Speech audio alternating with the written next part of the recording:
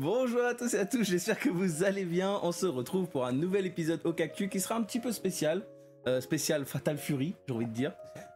Vu qu'il y a eu la bêta qui est arrivée jeudi, si je dis pas de bêtises, jeudi vers midi. Donc là, pendant 4 jours, on a pu le jouer. Bon, moi j'en ai surtout beaucoup dosé les deux derniers, enfin jeudi et vendredi. J'avoue que samedi, j'ai un petit peu moins dosé parce que j'avais pas le temps. Et aujourd'hui, bah, il y a enregistrement et plein d'autres petits trucs. Donc voilà. Alors j'ai touché le jeu le jour de la sortie, après j'ai pas... Après t'es pas trop revenu dessus. J'ai vu ce que je voulais voir. Donc... Ouais, ok, d'accord. Et donc voilà, ce sera majoritairement sur Fatal Fury. Il y aura quelques petites news. Je pense qu'on va commencer par les petites news, comme ça on termine. Voilà, si ça vous intéresse pas spécialement Fatal Fury, bah après vous pouvez arrêter la vidéo et passer à autre chose. Toi par contre tu vas pas t'échapper. Tu vas rester avec nous. Pas très grave. Ok. Bah écoutez, on se retrouve tout de suite et voilà.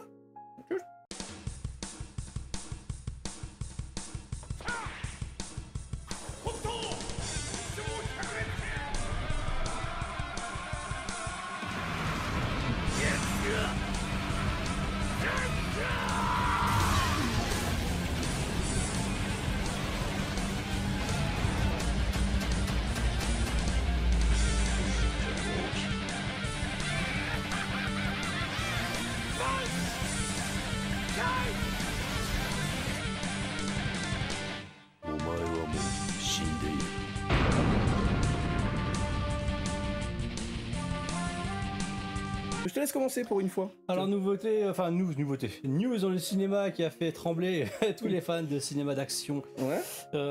Évidemment une grosse nouvelle, Broccoli et Wilson ont lâché les droits de James Bond.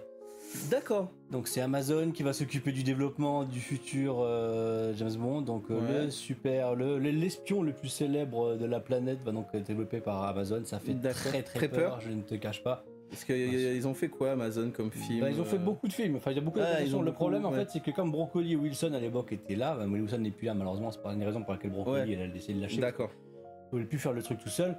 Le problème qu'on a là, les fans en fait c'est que ils ont peur qu'Amazon fasse des déclinaisons à X machin, genre une série sur Moneypenny, une série sur Q, d'accord. Ça fait très peur. Plus en série du coup que vraiment en film. Ils vont totalement faire un côté série sur Amazon, c'est obligé. D'accord. Faire des films, je pense, évidemment, c'est un James Bond. Ouais. On a également très peur qu'ils ne respectent pas tout ce qui a été posé depuis toutes ces années, hein, le caractère du personnage qui change et machin. Qui n'aille pas du côté complètement woke de la chose, enfin bref, c'est ça parce qu'il n'y avait pas déjà des sous-entendus qu'il y aurait un James Bond féminin d'ailleurs. Et ils voulaient faire un moment, c'était il y a un bon moment, mais féminin et compagnie, c'est dans ces cas-là oui, mais fais pas un 007. Oui, tu crées un autre personnage dans cet univers-là. Voilà, exactement. Ouais. Ça nous fait très peur. Ça, d'accord. Voilà, donc à voir, à prendre évidemment. Avec beaucoup de recul quand ils vont commencer à annoncer les choses, mais je sens que les fans vont ils vont gueuler. En restant sur Bond. Ouais. Mais pas dans le même Bond, cette fois-ci dans l'attaché. D'accord, le bondage. Dans le bondage. On a une série qui s'appelle Bondsman, qui sort, qui par un réalisateur qui est très peu connu, qui s'appelle Granger David. Il a fait vraiment essentiellement des courts-métrages pour l'instant, mais pourquoi j'en parle? Parce qu'évidemment, il y a l'acteur le plus populaire de l'humanité. Évidemment, Kevin Bacon dedans. Tu connais Kevin Bacon? Tu connais pas Kevin Bacon? Si, je suis sûr de le connaître de visage, mais de nom, non.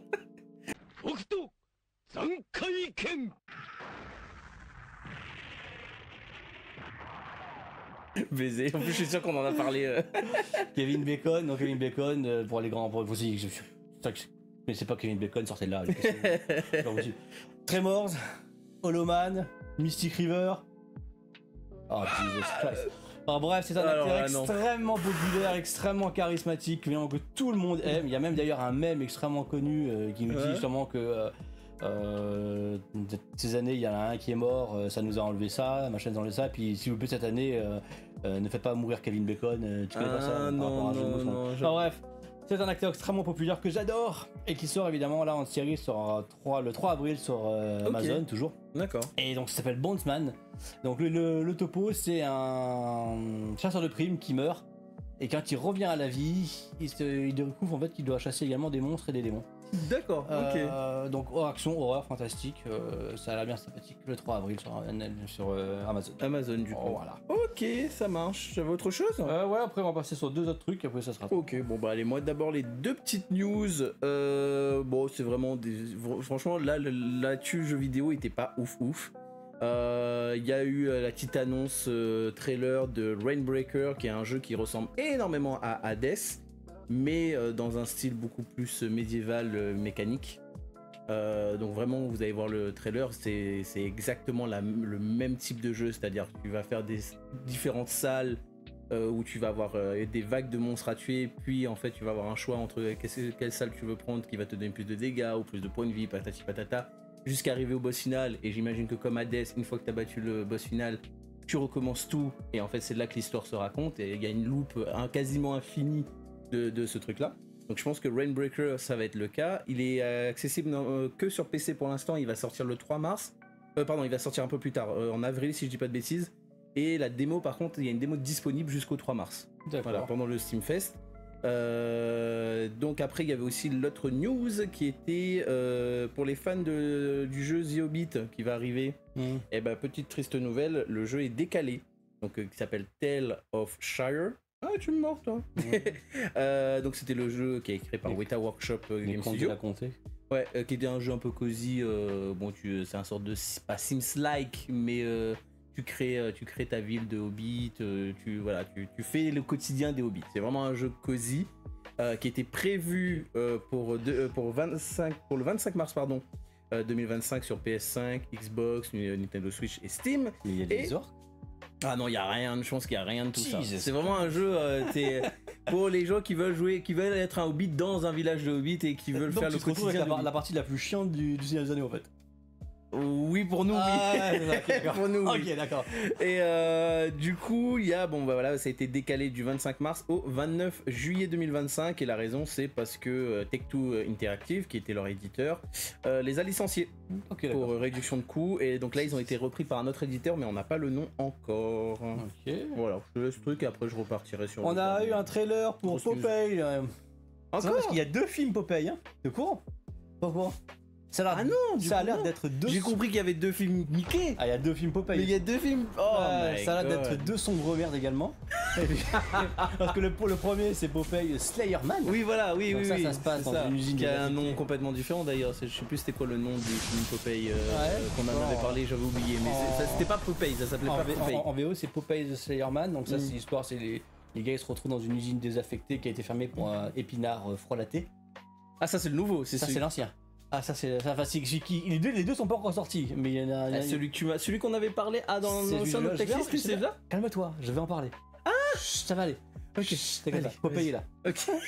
Bref, le premier, donc Topo, les gars vont fouiller une usine désaffectée qui a été fermée. Ils ont un épinard frelaté.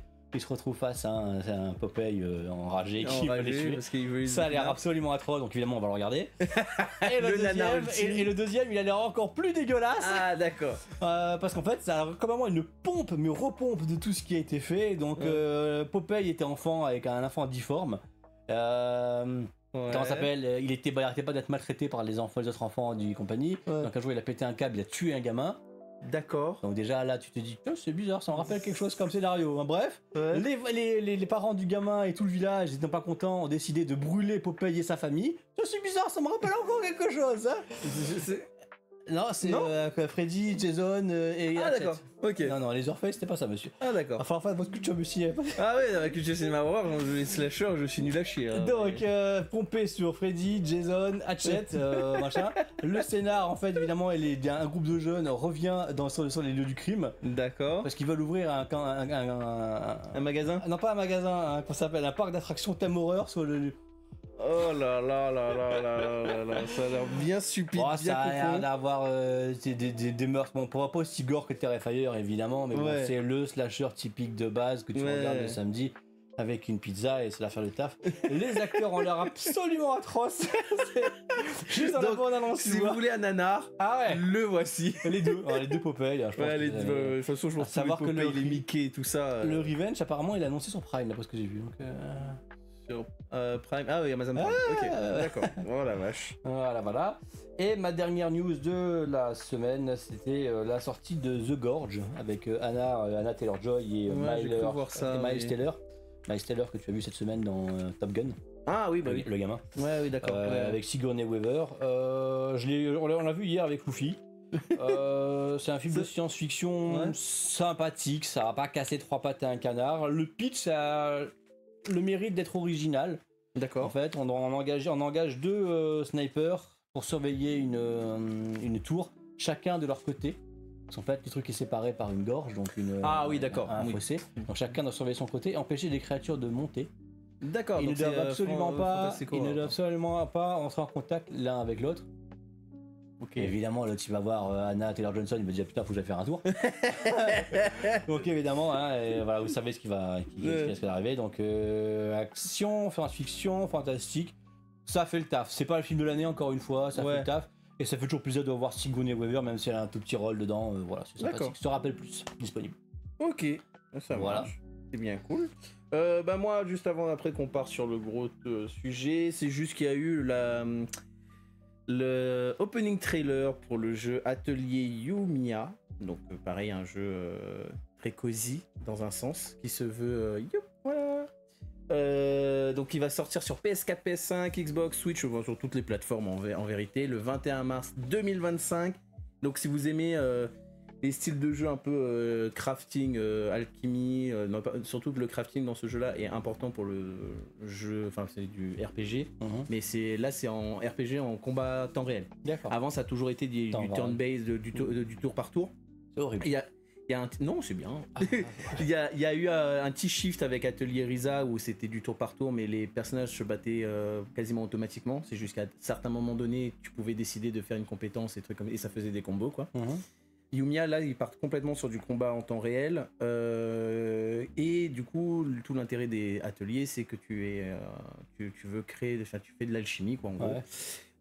Et donc, du coup, tous les items que tu vas crafter vont beaucoup te servir dans ton aventure et notamment dans les combats. D'accord. Voilà, c'est un jeu vraiment pareil, très cosy. C'est tu te balades dans le monde. Là, c'est un monde ouvert pour une fois. Avant, ça a toujours été des mondes assez linéaires. C'est juste que tu faisais plein de petits endroits pour récupérer tes éléments nécessaires pour tes crafting. C'est le jeu typique où tu peux chiller devant. Voilà, c'est ça. Et du coup, c'est un jeu qui m'intéresse parce que là, il faudrait que je parte sur un jeu, je pense, un peu chill. Parce que là, je fais trop de jeux. Je me dis, il faut que j'arrive en fait à avoir de la patience dans les jeux vidéo. J'ai un problème là, je suis impatient sur les jeux solo. Les jeux solo, malheureusement, j'ai trop envie de rusher maintenant. Et notamment quand j'arrive à la fin, là, je suis sur Métaphore et je suis quasiment à la fin. Et j'ai juste envie d'une seule chose, c'est de le finir. Et du coup, il y a une certaine frustration qui arrive. Donc je pense que Atelier. Il y a un problème avec le jeu. Hein? C'est qu'il y a un problème avec le jeu. Le jeu est très bon, mais au bout de 50 heures de jeu, en fait, les monstres, c'est exactement les mêmes à chaque fois, c'est juste qu'il y a un reskin. Et c'est un peu chiant, ouais, j'avoue que c'est un peu chiant. C'est un peu chiant. L'histoire par contre est excellente, hein, mais le problème c'est que t'as l'impression tout le temps de refaire la même chose. Et en fait, la boucle de gameplay, tu commences à la comprendre. Voilà, c'est ça, il y a une sorte de répétitivité. Donc du coup, là, j'aimerais bien aussi me lancer dans les ateliers. Alors j'ai commencé par Ryza, parce que ça a été vraiment le shift dans l'univers des ateliers en termes de prise en main pour les nouveaux joueurs. Et donc je pense que je vais commencer par là. Mais Yuma est très intéressant, donc ça passe sur un monde ouvert. Ouais, Ninja Gaiden 2 le mois prochain, tu vas pouvoir prendre ton temps. Ouais, c'est vrai. Il y a tellement de jeux, c'est abusé. Donc voilà, et après, petite nouveauté, je crois qu'il n'y avait pas dans les autres ateliers, c'est que tu peux créer ta propre base. Ça qui a l'air sympa aussi. Combat à temps réel, où ça tu peux changer les persos, et quand tu changes les persos, tu vas utiliser ça pour contrer les attaques ennemies. Donc il y a vraiment un gameplay assez nerveux qu'ils essayent d'apporter de plus en plus dans les ateliers. Et voilà, comme je l'avais dit, comme d'hab, la création des objets qui est l'intérêt de ces jeux-là pour le système de combat. En tout cas, voilà, l'opening truc était vraiment sympa et je suis hypé, mais je sais que c'est pas un jeu que je vais le faire maintenant, malheureusement, parce qu'il y a trop d'ateliers à faire. Mais moi, je vais commencer par Ryza, donc ça va, il me reste j'ai juste 5 jeux à faire et ensuite je pourrai faire Yumiya. voilà pour mes petites news. Voilà. Et maintenant, on peut passer à Fatal Fury. Ah bah attends, je pense. tu prends le design. On se met dans le mood. Est-ce qu'on commence par toi qui connais la série ou je donne mon avis? Vas-y. Alors, parce que tu as des choses plus concrètes à... Parce que tu es néophyte. Voilà, c'est ça. Donc là, vous allez avoir deux aspects bien différents. C'est que moi, je suis complètement néophyte au jeu SNK. Le seul jeu que j'ai joué plus d'une vingtaine d'heures en online, c'est le KOF 15. Ouais, voilà, bon, ça a été KOF 15. Donc je sais plus ou moins ce que SNK me demande de faire en termes de jeu. Mais voilà. Mais sur Fatal Fury, ouais, c'est... Sur Fatal Fury, c'est différent. Il y a des trucs, pour moi, bon, je vais y arriver vite fait, mais c'est pas un Street Fighter où ça va être très au sol, le jeu. Ah non. Je trouve que tu sautes quand même beaucoup. Le saut est très important. Le saut est giga important dans ce type de jeu. Surtout que tu as différents types de sauts. Surtout qu'il y a encore toujours différents types de sauts. Pas autant que KOF, si je dis pas de bêtises, mais t'en as quoi. Ouais. Et donc, bon, ressenti. Déjà, je vais dire tous les trucs qui m'ont dérangé. Vas-y. Le menu, c'est catastrophique. Le menu lequel? Tout. Le menu d'entrée, ça va. Ouais. Esthétiquement parlant, c'est ok. Mais le lag input qu'il y a dessus, c'est catastrophique. Une fois que tu rentres dans le menu multijoueur, donc match classé, match normal. Alors on tient à dire que c'est une bêta, hein, donc bon, ça va être amélioré. D'ailleurs, il y a déjà une deuxième bêta qui sera annoncée avant la sortie du jeu. D'accord. Parce qu'ils ont vu qu'il y a beaucoup de trucs qui sont à régler et tout. La musique, le thème, quand tu rentres dans le côté multijoueur, au bout de 20 secondes, j'en avais marre, j'enlevais le casque. Tant que je trouvais pas un match, j'enlevais le casque, c'était insupportable. Bah bref. Je fais un peu le pinaillage, mais voilà, c'est vraiment les trucs. Et après, c'est juste que, quand tu ne connais pas le jeu, donc là, une fois in-game, le jeu te paraît très lent et bizarre au niveau de la rythmique. C'est pas lent, c'est au niveau des déplacements, t'as l'impression que les personnages sont lourds. Ouais, en plus je jouais Bigenette, donc c'est-à-dire elle court pas, elle fait des dashs. Donc il y a ça, mais non, mais c'est surtout, par exemple, il y avait beaucoup de coups, par exemple les gros points. Quand quelqu'un te mettait un gros point dans la garde, le temps de rétablissement que moi j'avais l'impression que c'était une éternité. Genre il m'a fait gros point, il a rien fait derrière, il doit être peut-être au moins négatif, quoi. Il peut pas continuer derrière, à part s'il fait un coup spécial, bien évidemment. Mais genre j'appuie sur un coup et genre il y a rien qui sort, même quand j'attends un petit délai, tu vois. Donc c'était bizarre en fait. Enfin la rythmique est très bizarre dans ce jeu, mais c'est normal. Je sais que c'est le Garou, Garou est généralement comme ça. Donc c'est assez habitué. Et du coup, pour vous donner un peu une idée, je me suis un peu retrouvé dans la même truc que Jiuna. Je sais pas si tu connais ce youtubeur. Un youtubeur qui est anglophone, c'est un américain mais qui vit au Japon, qui joue majoritairement des anime gaming, plus du Blaze Blue et tout, mais qui touche à tout type de jeu de combat. Et lui, son ressenti une fois qu'il avait fini qu'il avait fait au moins 7 heures de bêta, il a fait: je sais pas si j'aime le jeu ou si je déteste le jeu, mais tout ce que je sais, c'est que j'ai mal à la tête. Ah, j'ai vu passer cette vidéo. Ouais. Et en gros, et je suis dans la même situation. Je sais pas si j'aime le jeu parce qu'il y a des mécaniques dans le jeu que je vois le potentiel et je me dis ouais, non, franchement, si tu y mets du temps, c'est vraiment bien. Exactement, c'est ce que je vais te dire. Le problème, en fait, de là qu'ils ont eu, le gros problème qu'il y a eu dans cette bêta, c'est qu'ils n'ont pas mis de bonne practice, ces imbéciles. Oui, mais c'est normal. Pour moi, c'est normal que dans un netplay, je pense qu'ils auraient dû mettre moins de personnages, d'accord, mais favoriser quand même une expérience practice. Parce qu'en fait, moi, j'arrive, je prends le jeu. Je joue à ma Ah non, c'est pas du tout beginner friendly. De toute façon, le jeu ne sera pas beginner friendly, je vous préviens tout de suite.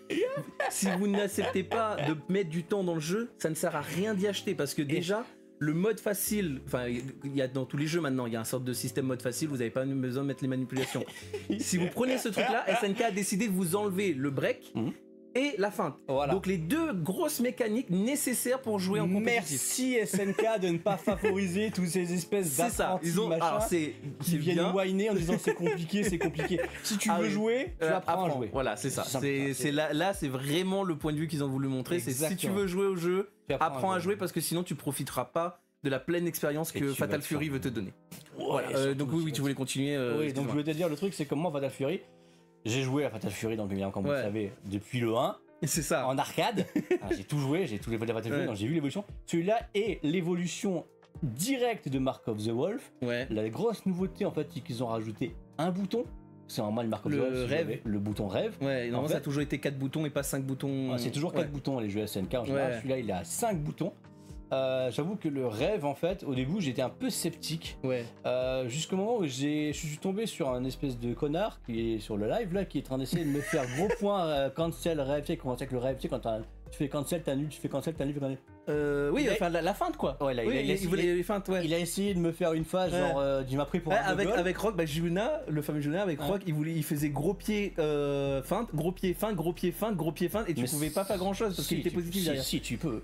Mais oui, faut dragon. Faut à un moment donné, je veux dire. Voilà. Le gars, il arrive, il pourra. Il y a des trucs, bien sûr, tu as des réponses, mais. Respecte les darons. Bref, ça pour vous dire en fait que le jeu, est évidemment, si vous rentrez dedans la première fois, il est bien, vraiment pas facile. Ce n'est pas un Street Fighter. Ouais. Encore une fois, moi, quoi que ce soit. Je précise qu'ils auraient dû mettre un putain de mode practice, tout simplement. Ouais, mais ça s'appelle Network Test, tu vois, c'est ça le truc. Mais justement, ils ont dû faire une bêta complète. Ouais, tu veux faire une bêta complète, ouais. Si tu veux faire un network test, tu le fais séparément. Ouais. Mais là, si tu veux introduire les gens au jeu et leur dire voilà. Je crois que de ce que j'ai compris, c'était le peur du craquage, mais bon, au résultat, il y a eu quand même des craquages du jeu. Les gens peuvent maintenant accéder en version craquée à l'entraînement. Mais j'avoue, c'est vrai que j'aurais beaucoup plus apprécié moi aussi mon expérience du jeu si j'avais au moins eu un training stage, que j'aurais pu passer 2 petites heures dessus, ne serait-ce que pour comprendre. Ok, dans ce jeu-là, je peux mettre que 2 coups et après il faut que je fasse un coup spécial. Mais même exemple, surtout ça, comme ça, tu vois. Même au-delà de ça, est-ce que tu as vu le nombre d'options de défense qu'il y a? Il y a le Just Defense, il y a l'hyper défense où je crois que c'est quand tu bloques et après tu fais avant pour le deuxième coup dans la frame. Dans la même frame. C'est vraiment pas facile. Bon après ça c'est des trucs en vrai tu vas maîtriser ça quand tu feras du haut niveau en soi, c'est pas trop grave. Mais c'est vrai que ça fait beaucoup d'informations d'un coup et que du coup tu te perds. Moi j'avoue que déjà entre les feintes et les breaks, le nombre de fois que mon combo, déjà j'ai pas regardé vraiment de vidéos, j'ai pas regardé spécialement le site pour voir c'était quoi les coups spé de BGNet, j'ai fait un peu au pif. Et ouais, c'était compliqué quoi. Non, j'ai vraiment apprécié. J'ai vraiment le jeu, beaucoup apprécié. Quand tu vois, de toute façon, vous allez avoir des extraits. Je pense, soit je mettrai des extraits en bas là comme ça, vite fait, de mes matchs contre un joueur qui avait plus ou moins le même niveau que moi, enfin qui s'y connaissait en jeu de combat, mais qui tu sentais que le mec a pas trop taffé quoi. Et un autre où vous avez Kobe versus soit moi, mais vous voyez la différence de niveau total et surtout la puissance de Vox. Mais avec d'autres personnes, enfin un autre joueur aussi, je vais vous montrer, j'ai pu enregistrer quelques parties. Le jeu est lent quand quand vous avez le même niveau, ça va. Tu vois, tu te dis bon, le jeu est un peu clunky, ok, c'est un peu lent, mais tu t'y retrouves un peu. C'est juste que tu galères avec les boutons parce qu'il y a beaucoup de choses à prendre en compte. Ouais. Mais c'est vrai que par contre, quand une fois que les deux joueurs ils savent jouer, ça peut aller très vite. Et notamment là, j'ai joué contre Hades. Lui, il jouait Pritcha. Ouais. Et lui, c'est un joueur de coffre, tu vois. Pritcha, c'est un personnage que je déteste, je vous dis tout de suite. Mais alors en termes de mix, ouais. Déjà bon, mix c'est fou. Et du coup, le mec il me short up à chaque fois. Et en plus, BGNet n'a pas d'anti-air, pas de très bons anti-air en tout cas. Ouais. Si ce n'est son dragon ne sert à rien parce qu'elle va en avant. Non, c'est pas un bas. C'est en fait, tu peux faire rêve bas gros point, qui est un anti-air universel. C'est ça. Le sien est pas ouf. Ouais. Et sinon, son entière, c'est son counter, parce que c'est en manip de dragon. Sinon, faut prendre un vrai perso. Mais j'aime bien le perso. Après, pareil, les combos, ça par contre, c'est un point très positif de ce jeu-là, c'est que en termes d'imagination de combos, je suis tombé sur j'ai regardé Justin Wong et Diaphone, les deux ne faisaient absolument pas le même type de combo. T'avais Justin Wong qui est copier les combos des développeurs, donc c'était un peu plus puissant, mais le BNB le BNB, donc les combos de base, bread and butter. Ouais, bread and butter, le combo de base de Diaphone, il utilisait en fait le cancel après le dragon, il restait dans les airs, et BGNet a un coup spé dans les airs en fait, et lui il faisait ça. Donc du coup déjà t'avais 2 styles de jeu différents, ce qui est bien je trouve, parce que franchement quand tu joues à un Street Fighter ou que tu joues à un Tekken, tu vois pas la différence de joueur en joueur par rapport à leur combo en tout cas. Et voilà, et encore une fois c'est pareil, oui le jeu est difficile à prendre en main, mais c'est peut-être un des seuls jeux où j'apprécie faire des combos. Parce que pour moi un jeu de combat ça a jamais été vraiment les combos pour moi, ça a été toujours le mind game, trouver la faiblesse de l'adversaire et voilà, et jouer sur le plan mental.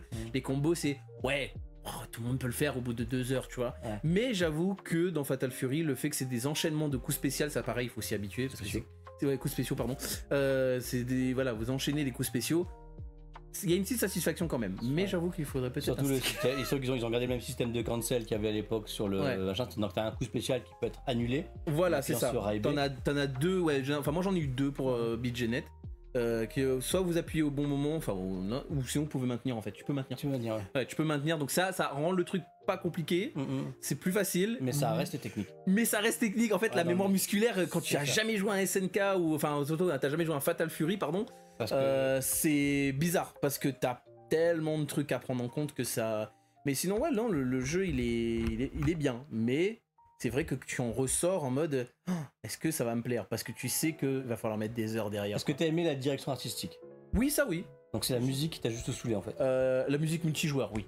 Enfin la musique parce que nous on a surtout fait de la room, j'ai quasiment pas fait de en ligne match classé et tout parce que de toute façon malheureusement mon VPN ne marchait pas, donc du coup j'étais à 200 de ping.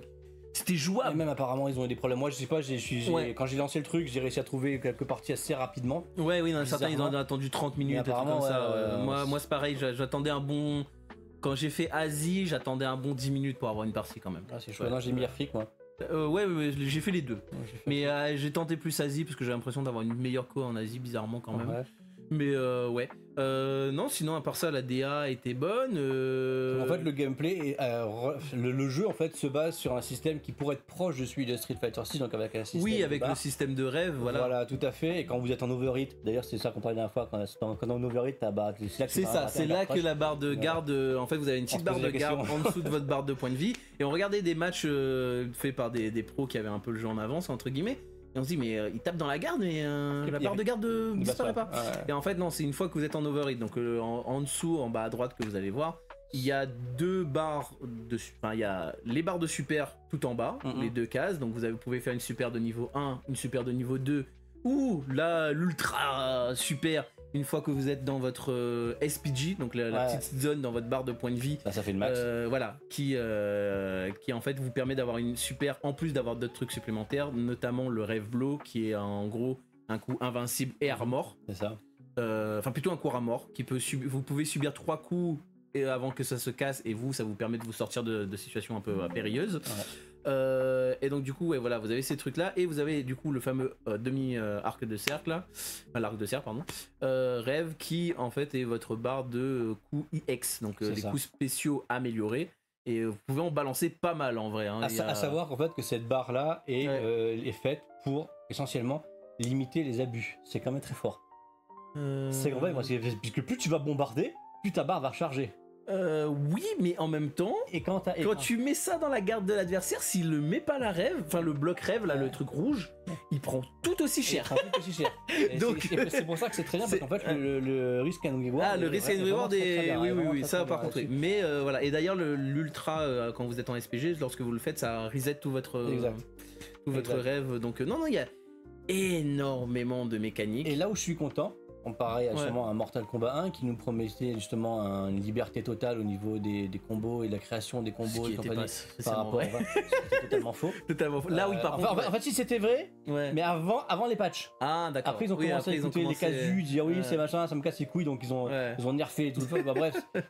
Là, si ça reste comme ça, non franchement oui. Je pense que il y a des personnages un peu privilégiés. Je reviens sur Vox par exemple, qui peut sur des lights, il peut faire un coup breaké into gros combo.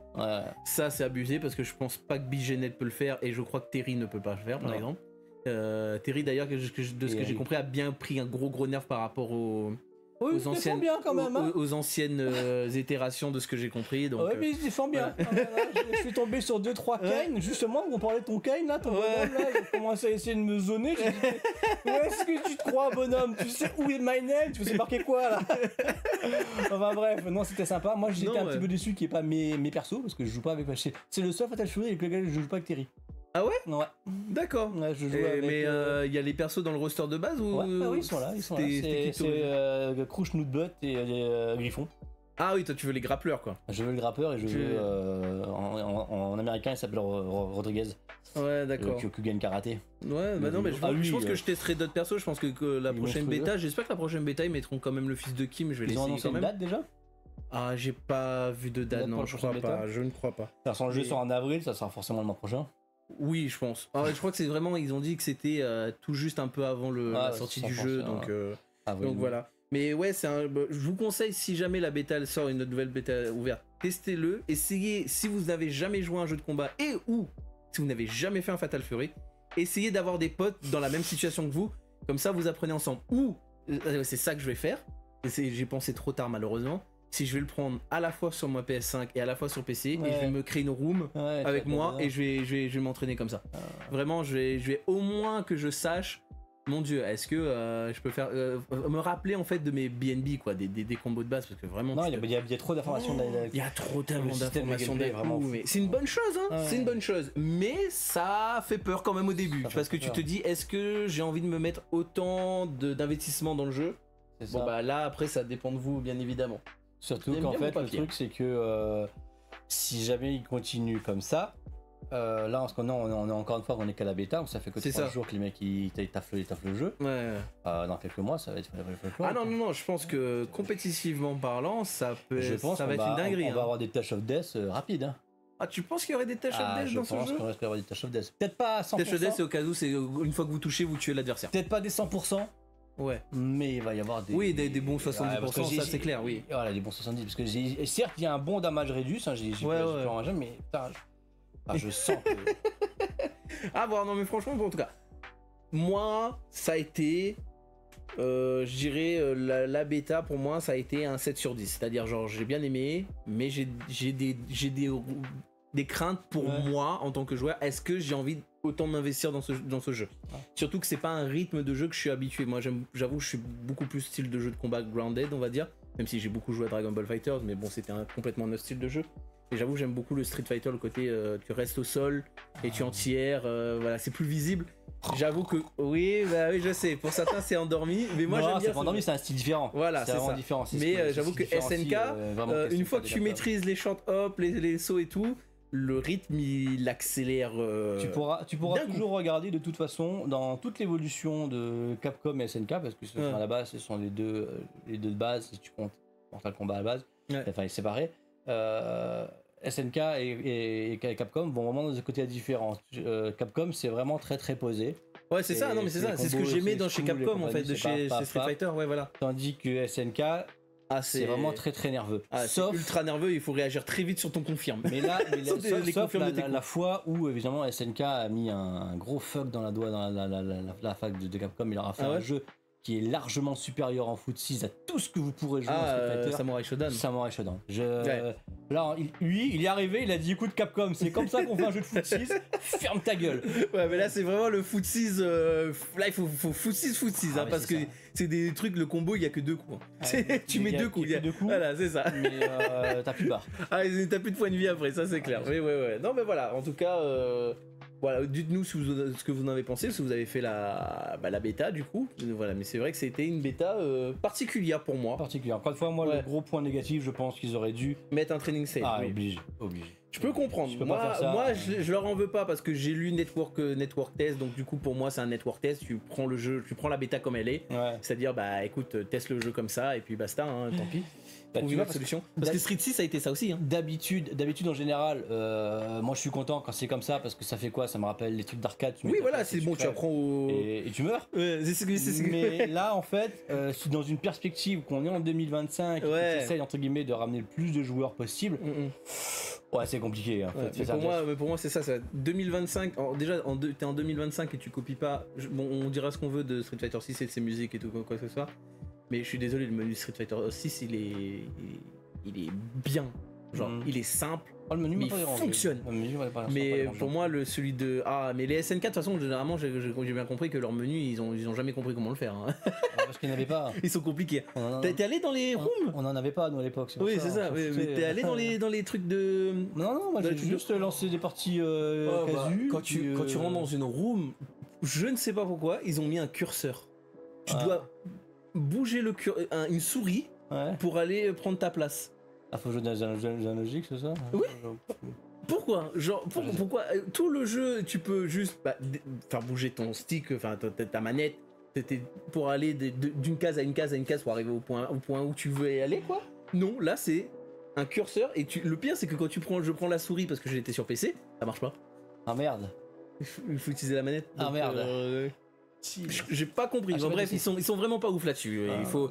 Voilà, mais bon, les fans de SNK, ils sont habitués, surtout, enfin, ceux qui sont compétitifs, ils sont habitués, donc bon, c'est comme ça, mais voilà, il y a des défauts. Si vous êtes anglophone, enfin, vous comprenez l'anglais, je vous conseille de regarder du coup la vidéo de Jiyuna, donc G-I-Y-U-N-A, et Maximilian Doud qui en a fait une aujourd'hui même, et qui parle aussi pareil des trucs qu'il a aimé et des soucis, et notamment des soucis network. Donc voilà, je vous le conseille très fortement. Et on verra la prochaine bêta. Voilà, je pense que je prendrai le jeu quand même, mais c'est juste que j'ai pour l'instant, ça reste encore le jeu que j'attends le plus cette année. Ouais, non, c'est d'un point de vue gameplay, franchement, j'ai pas été déçu. Mais limite, tu vois, pareil, c'est un autre dernier truc que je voulais parler, c'est limite, c'est un jeu que là, je me verrais presque faire du solo dessus, quoi. Juste pour m'amuser à faire des combos. Et c'est un des rares jeux que le jeu de combat, moi, c'est pas du tout ça. Hein. C'est vraiment, je l'achète pour faire du compétitif et c'est tout. Mais là, celui-là, ouais, parce qu'au moins, l'intérêt de faire des combos, de trouver. Voilà, je me dis, ouais, ça peut être sympa. Voilà. Sympa.